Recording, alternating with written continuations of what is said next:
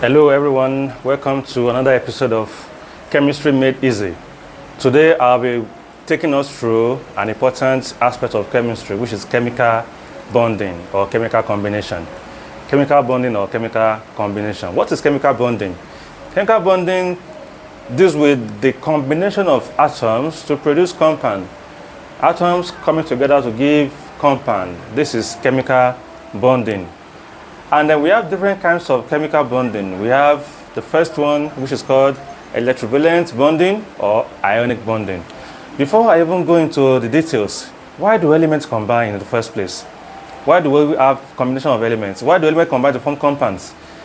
Elements combine to form compounds so as to attain a stable octet or duplet configuration. They combine so as to attain or to achieve stable duplex or octet configuration. What is octet configuration? Octet configuration in chemistry means atoms having 8 electrons in the outermost shell. Duplex configuration means atoms having 2 electrons in the outermost shell. So elements combine so as to achieve this. They want to have 8 electrons or 2 electrons in the outermost shell. Now back to the first type of bonding, which is ionic or electrovalent bonding. In ionic bonding, electrons are being transferred from metals to non-metal. It involves the transfer of electron from metal to non-metal. Remember that metals are the ones that donate electron, while non-metals accept electron. So, metal lose electron and the non-metal gains it. So, once this happens, they form a bond, and it is called ionic or electrovalent bond. An example of this is when sodium combines with chlorine. Sodium combines with chlorine under electrovalent or ionic bonding. Let me show you this.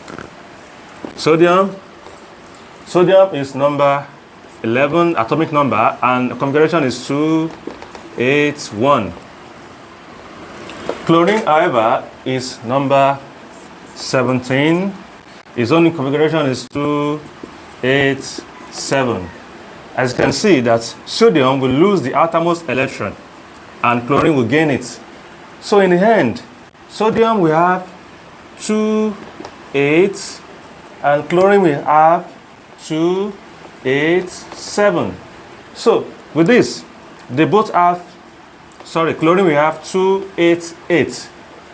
So with this, they both have 8 electrons in their outermost shell and they form sodium chloride, which is an ionic compound. So this is an example of chemical combination that leads to electrovalent bond between sodium and chlorine. Now, another example can be magnesium with oxygen.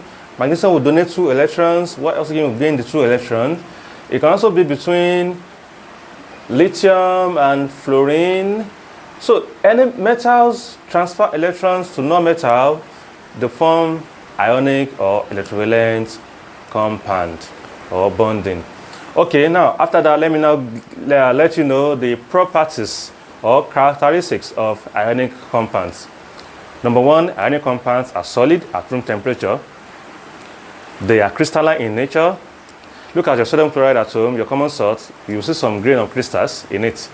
They are crystalline in nature, they are solid at room temperature. Number 3 is that they conduct electricity in molten or solution state. Number 4, they have high melting and boiling points. And number 5, they dissolve in polar solvents. Ionic compounds dissolve in polar solvents. An example of polar solvent is water. That is why your sodium chloride at home, your common salt at home, will dissolve in water. But it will not dissolve in kerosene. It will not dissolve in petrol. Because water is a polar solvent, kerosene, petrol, they are non-polar solvents. So ionic compound dissolves in polar solvents. All right, moving on. Let's go to, now let me give you this assignment before I leave.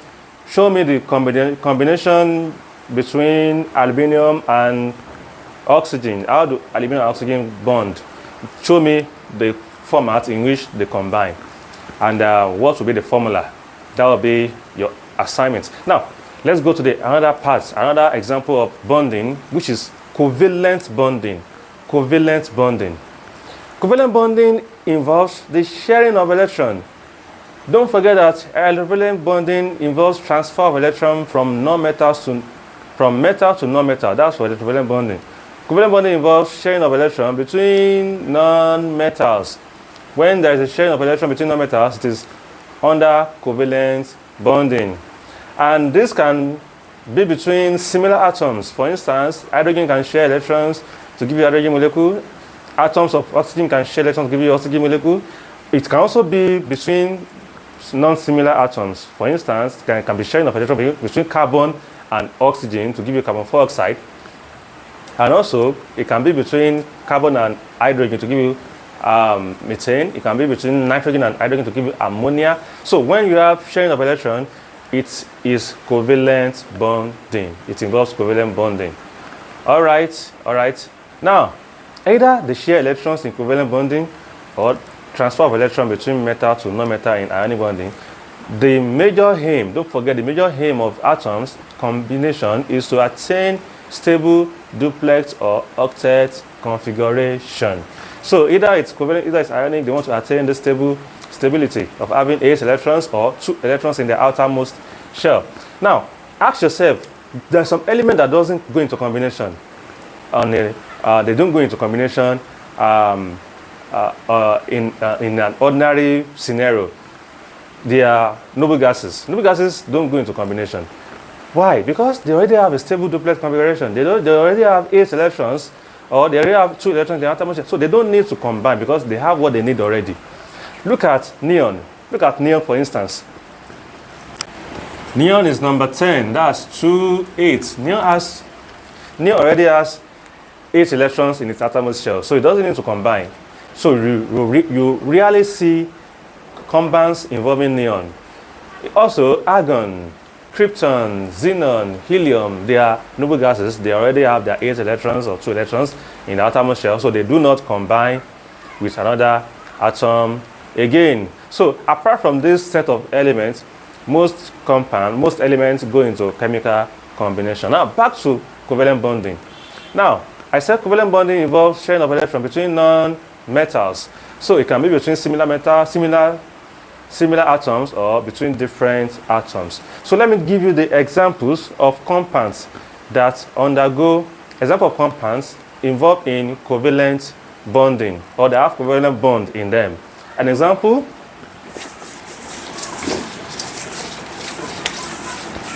so a first example I've given you is carbon dioxide. Carbon dioxide involves covalent bonding.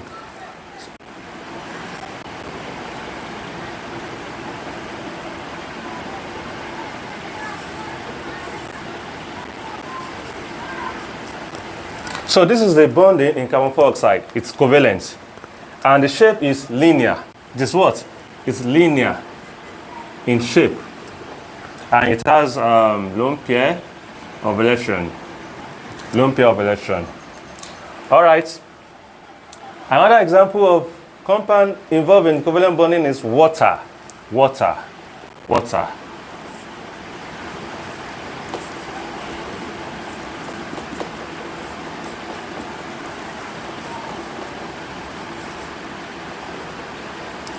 Water has 2 lone pair of electron, and the shape of water is bent or angular. It is bent or angular in shape.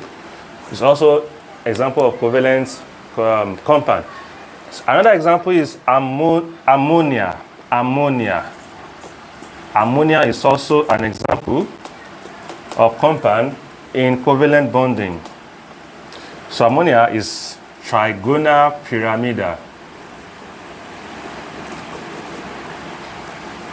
Please take note of the shapes of these molecules. Take note of the shapes of this molecule. Another one is methane. Methane is also an example of compound involved in covalent bonding. The shape is this. Methane is CH4. And methane shape is tetrahedral. It's a tetrahedral shape. Tetrahedral shape. So these are the example of compound involved in covalent bonding. Please go and get further examples on your own, but these are the common ones that they ask you in WAEC, UTME questions or NECO question. So let me run through the characteristics of covalent compounds. Characteristics of covalent bond. What are the features of a covalent compound? Number one is that they are gases or volatile liquid at room temperature. Unlike ionic compounds that are solid, covalent compounds are gases or volatile liquid at room temperature. Number two, they do not conduct electricity. They do not conduct electricity. Now, let me remind you, I didn't tell you why ionic compounds conduct electricity in molten state. I said that ionic compounds conduct electricity in molten or solution state. Why? Because they can only have mobile electrons when they dissolve in water or when they are molten or in solution. That is when electron can move. So a question can come in this form. Will sodium chloride conduct electricity in solid form? No. Reason is that in solid form, sodium chloride does not have mobile electron. But when sodium chloride dissolves in water or it is molten, then it can have a mobile electron. This will transport electricity. Now back to covalent compound. Covalent compound does not conduct electricity. They are gases or volatile liquid at room temperature. Also, covalent compounds dissolve in polar solvents. Sorry, they dissolve in non-polar solvents, e.g., benzene, toluene, and other organic solvents. And covalent compounds have low melting and boiling points. They have low melting and boiling points. And they are usually molecules. They are not ionic. They are usually in form of molecules. So these are the few characteristics of covalent compounds. All right. Now let me also tell you that most of the diatomic molecules are linear. Most diatomic molecules are linear, e.g. fluorine, chlorine, bromine, oxygen, hydrogen, they are linear. So in case you are asked in the exam that F2, that's fluorine molecule, is it linear? Yes, it is linear. Oxygen, O2, it is linear. Cl2, it is linear. So most diatomic molecules are linear in shape. They are linear in shape. Now, before I forget, there's also another type of covalent bonding. It is called dative. Covalent bonding can also has another part, which is called what? Dative. Dative or coordinate covalent bonding. Dative or coordinate covalent bonding. This is a special type of covalent bonding. Now, in ordinary covalent bonding, we have equal sharing of electron. Take note, in ordinary covalent bonding, we have equal sharing of electron. This compound I wrote on the board, they are under ordinary covalent bonding. They share electrons equally. But under dative or coordinate covalent bonding, there is an unequal sharing of electron. Electrons are not shared in an equal fashion. Now, let me tell you what happens. One atom donates electron, another atom does not donate electron. Yes, it shares from the electron. Electron being shared is supplied from only one atom or only one species. So it is unequal sharing. Unlike in ordinary covalent bonding in which we have equal sharing, in dative we don't have equal sharing. In fact, only one atom or only one species is the donor of the electron that is being shared. So that's a major example, a major way to differentiate between dative bonding and ordinary covalent bonding. Now, let me give you an example of dative compounds. Ammonium ion is an example of dative compound. Ammonium ion, that's NH4+. Also, ozonium ion is also an example, which is H3O+. Ammonium ion is this, NH4+. This is an example of dative compound. Then ozonium ion, H3O+, is an example of a dative compound. Also, we have copper 2 tetraamine. Copper 2 tetraamine.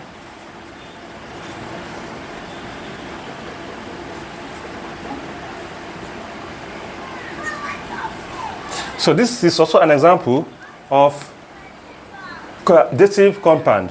So these and many more are under dative example of dative compound. Don't forget that the difference between a dative compound and dative bonding and ordinary covalent bonding is that dative bonding has an unequal way of sharing electron, in which electron is being donated by just one species, while ordinary covalent bonding involves sharing of electron equally between non-metals. So on this note, I will end today's class. We continue on the part 2, look at hydrogen bonding and other form of bonding, and we summarize everything in later class.